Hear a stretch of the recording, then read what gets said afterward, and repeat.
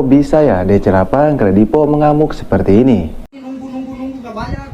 Ya udah kan kata gue tunggu sampai malam.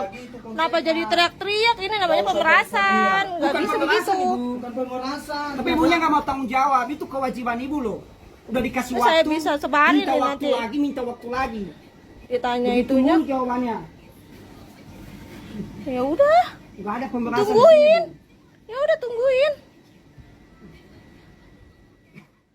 Biasanya DC Lapangan Kredipo yang seperti ini mereka itu tidak mempunyai SPPI, mereka tidak mempunyai surat tugas, dan mereka tidak mempunyai IDKAR.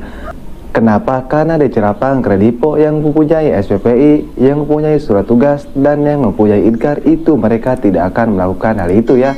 Karena mereka takut dicoret oleh pihak OJK dan mereka juga takut dikeluarkan atau dipecat oleh pinjol Kredipo. Tapi kok DC Lapangan Kredipo yang ini berani mengamuk atau marah-marah kepada nasabahnya? Nah, yang kayak gini nih kalian wajib sekali simak video ini. Kenapa? Supaya uang kalian tidak hilang sia-sia.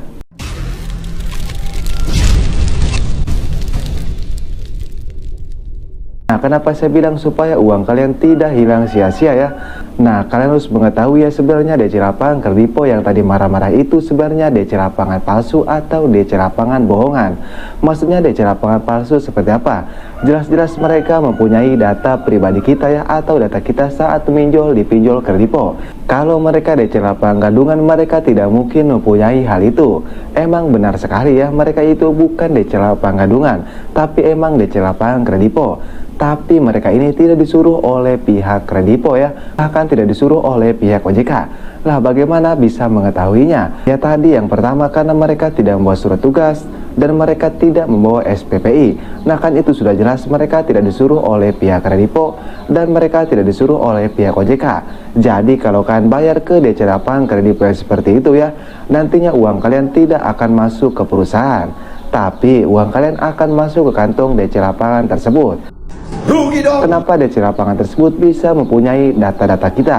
Sebenarnya pihak Kredipo itu pernah menyerahkan data kalian untuk ditagih ke DC Lapangan tersebut ya, yang marah-marah tadi. Tapi sebelum ditagih oleh DC Lapangan yang tadi ya, pihak Kredipo mengalihkan data kalian ke DC Lapangan yang lain. Jadi walaupun kalian membayar di DC Lapangan yang tadi ya, uang kalian tidak akan masuk ke perusahaan.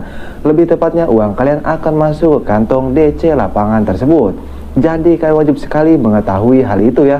Dan kalian juga harus tahu DC Lapangan yang membawa surat SPPI, yang membawa surat tugas, dan yang membawa IDKAR, mereka tidak akan marah-marah atau mereka tidak akan mengamuk, karena mereka tahu tentang aturan-aturan OJK. Dan mereka juga takut dicoret oleh pihak OJK atau mereka takut dipecat oleh pihak Kredipo. Nah itu yang harus kalian ketahui ya. Jadi buat kalian nasabah pinjol Kredipo ya, jika ada DC Lapangan datang ke rumah kalian, kalian tanyakan SPPI-nya, kalian tanyakan surat tugasnya, dan kalian tanyakan IDKAR-nya. Kalau DC Lapangan tersebut tidak membawa 3 hal tersebut ya, nah kalian tolak DC Lapangan tersebut ya. Kalian jangan terima. Kalau DC Lapangan tersebut marah-marah ya atau tidak terima kepada kalian, kalian rekam saja DC Lapangan tersebut seperti tadi, dan kalian ancam akan dilaporkan ke pihak OJK. Kalian lakukan saja seperti yang tadi itu ya. Lalu bagaimana jika DC Lapangan Kredipo membawa surat SPPI, membawa surat tugas, dan membawa IDKAR?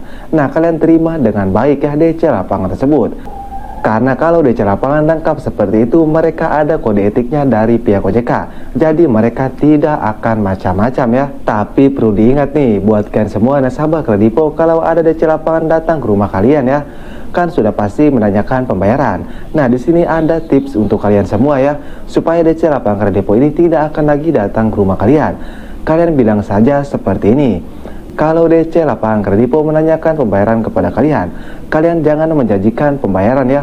Misalnya saya akan bayar tanggal sekian atau bulan sekian. Nah kalau kalian menjanjikan seperti itu ya, nantinya nama kalian ini akan distabilo dan diberikan ke DC Lapangan Kredipo yang lainnya.